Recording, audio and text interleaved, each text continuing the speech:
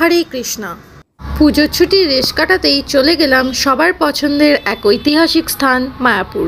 কৃষ্ণনগর থেকে বাসে করে পৌঁছে গেলাম মায়াপুর ইস্কন। নেমেই চারিদিকটা একটু এক্সপ্লোর করে নিলাম। এসেছিলাম অনেক বছর আগে, এখন মায়াপুর অনেকটাই পরিণত। একটু ভবনগুলো দেখে নিই। আমরা এখন আছি গাদা ভবনের সামনে।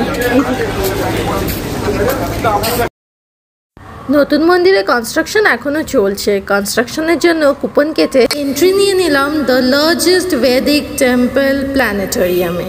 তবে এটার ওপেনিং এখনো অনেক দেরি। ঘুরতে ঘুরতে একটু ভোগ খেতে ইচ্ছা হয়েই চলে গেলাম ঈশাদান ভবনের ভোগ নিতে।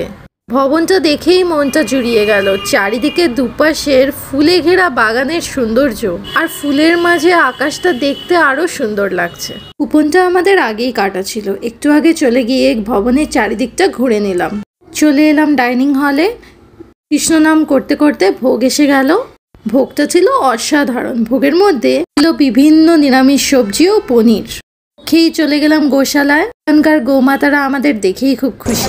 এলো সন্ধ্যায় আমরা। আলোয় ঝলমল করছে চারিদিকটা। এখানে মঙ্গল আরতিটা কিন্তু মিস করো না।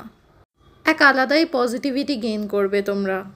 চারিদিকে শুধু পাবে পজিটিভ এনার্জি। ফেরার পথে সংকীর্তন দেখে চক্রভবনের পাশ দিয়ে হাঁটতে একটু খিদে পেয়ে যায়। তারপর আমরা এখানে ভেজ বার্গার, ভেজ পিৎজা আর হার্বাল টিটা ট্রাই করে নিলাম। একটু শপিং সেরে হোটেলে ফিরে আসি। পরের দিন একটু লঞ্চে চড়ার ইচ্ছে হলো, তাই লঞ্চে চেপে চলে গেলাম নবদ্বীপ। নবদ্বীপ থেকে নৌকা করে এপার থেকে ওপারে গিয়ে চলে আসলাম কৃষ্ণনগর। কৃষ্ণনগরের ব্লগটা কিন্তু এখনো বাকি। বেশি দেরি করব না, আজকে গেলাম, টাটা।